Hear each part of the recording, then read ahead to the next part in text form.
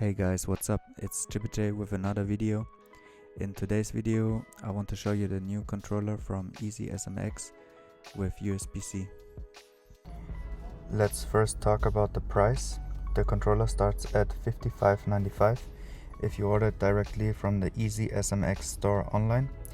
Though I have seen it sometimes offered cheaper on pages like AliExpress, I still think it's a pretty reasonable price considering the backbone controller from Apple costs like almost 120 euro, and the quality and the features of this controller for the price are surprisingly good in my opinion. Then we dive right into the features of this controller. First things first, you have advanced mechanical buttons, which means that they don't wear off so fast, and also you can really feel it when you click them. It's just pretty satisfying. They don't feel cheap at all, and they are really comfortable for long gaming sessions. Then we also have Hall effect sticks, kind of how we know them from the Steam Deck. That also means that they don't get worn off so fast and you have no stick drift. And the triggers in the back also come with a Hall effect, where you can expect faster responsiveness, and also this controller offers a cool feature like the extra rapid trigger activation if you additionally press the FN button. Then we have the layout of the buttons that is remappable, which means you can change the layout like the Nintendo Switch that has the buttons in another place, for people that prefer that more than the other.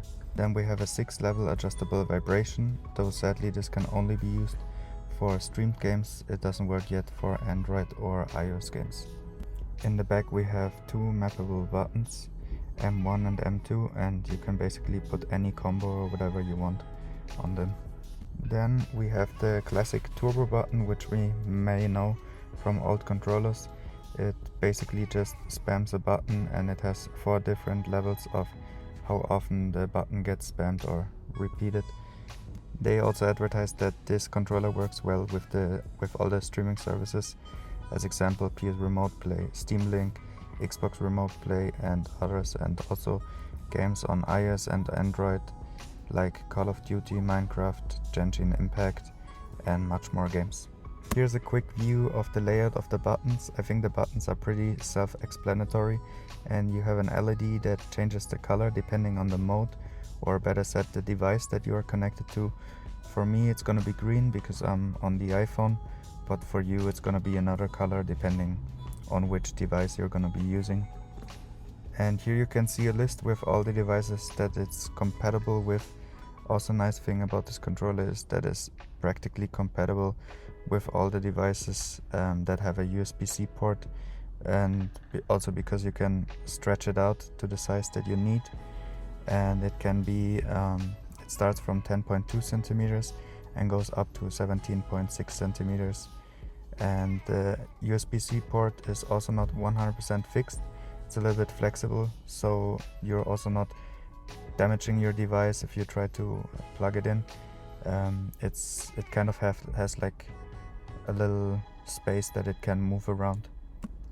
Okay, so enough talking, let's unbox the controller. I made this video when I recently just received it. It has like a foil on top. It's completely sealed up, and you can see they have all the pictures and everything on top, and I'm gonna be opening it here right now. You can also see the Steam logo and everything. It actually works with all of those services, and here you can see me taking it out. Yeah, to be honest, I mean, for the price you don't have to be expecting much of a fancy package, but I think we don't really care about that. What we care about is the functionality, which is really great with this controller. Here we have the manual, and you can see me here taking it out of the package, and the buttons feel actually really great. The sticks are, for this price I would never expect that they feel so good, and also feels good holding it in your hand. and the buttons, I cannot explain it, but they feel really good. Here you can see me stretching it out, the controller. It has like the symbols with the LEDs, so you know which mode it is in. Here you can see what I meant with the USB-C port, that it has a little bit of space for moving around. And yeah, I would say let's try it out with my 15 Pro Max. You can see me here placing it inside.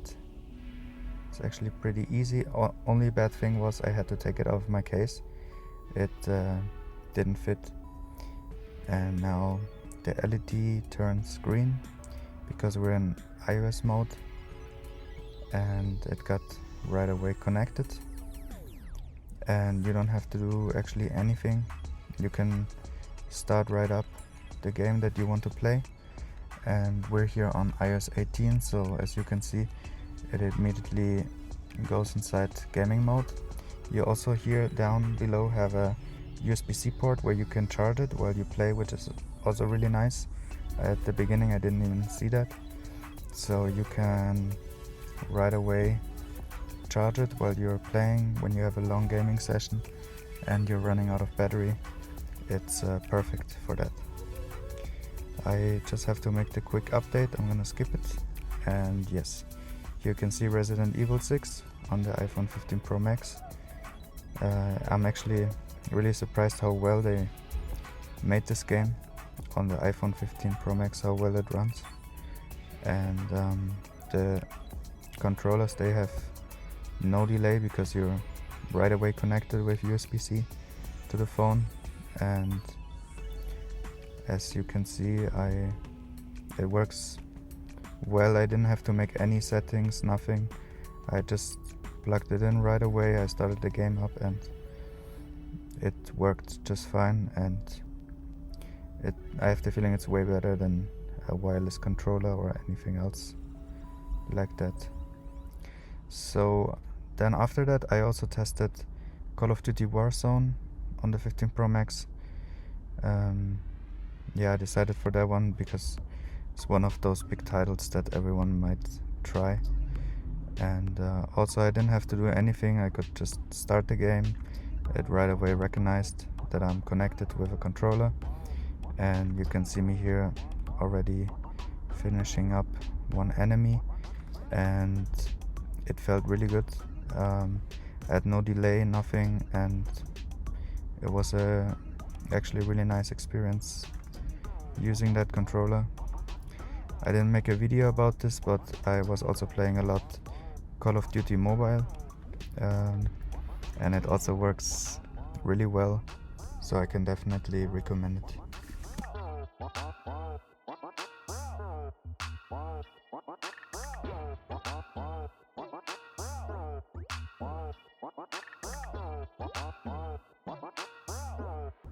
So yeah, at this point I don't have much to say.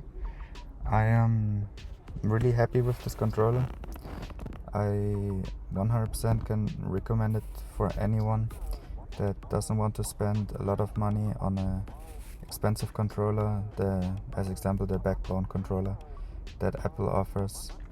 To be honest, I mean, I cannot tell you how the backbone controller is because I don't have it, but I can just tell you that this controller, for the price, for the money that you pay, it's really nice.